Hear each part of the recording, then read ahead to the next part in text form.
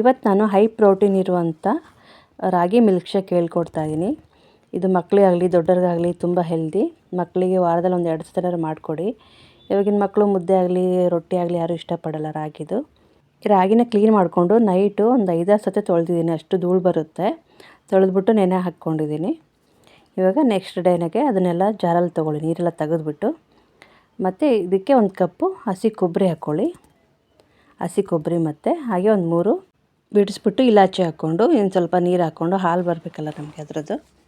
ಇವಾಗ ನೀಟಾಗಿ ಗ್ರೈಂಡ್ ಮಾಡಿಕೊಂಡು ಅದ್ರದ್ದು ಹಾಲೆಲ್ಲ ಸಪ್ರೇಟ್ ಮಾಡ್ಕೊಳ್ಳಿ. ನೀವು ಬೇಕಾದ್ರೆ ಒಂದು ಬಿಳೆ ಬಟ್ಟೆಲ್ಲ ತಕ್ಕೋಬೋದು ಹಾಲನ್ನ. ನಾನು ಇದರಲ್ಲಿ ತಕ್ಕೊಳ್ತಾ ಇದ್ದೀನಿ.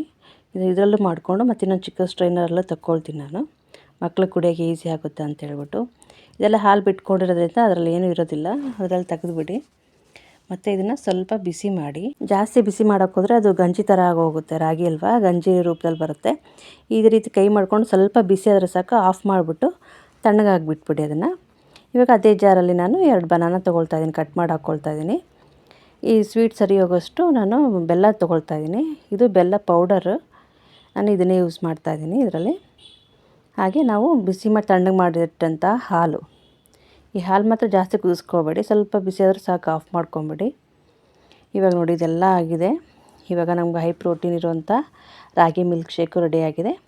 ಮೇಲ್ಗಡೆಯಲ್ಲಿ ಮಕ್ಳಿಗೆ ಇಷ್ಟ ಅಂತ ಹೇಳ್ಬಿಟ್ಟು ಡ್ರೈ ಫ್ರೂಟ್ಸ್ ಎಲ್ಲ ನೀಟಾಗಿ ಕಟ್ ಮಾಡಿಕೊಂಡು ಬಾದಾಮಿ ಹಾಗೆ ಕಾಜು ಕಟ್ ಮಾಡಿ ಹಾಕ್ತಾಯಿದ್ದೀನಿ ನಾನು. ಇಷ್ಟೇ ನೋಡಿ, ಸುಲಭವಾಗಿ ಮಕ್ಳಿಗೂ ಶಕ್ತಿ ಬರುತ್ತೆ. ಈ ರೀತಿಯಾಗಿ ಮಾಡಿಕೊಡಿ, ಮಕ್ಕಳಿಗೆ ತುಂಬ ಚೆನ್ನಾಗಿರುತ್ತೆ.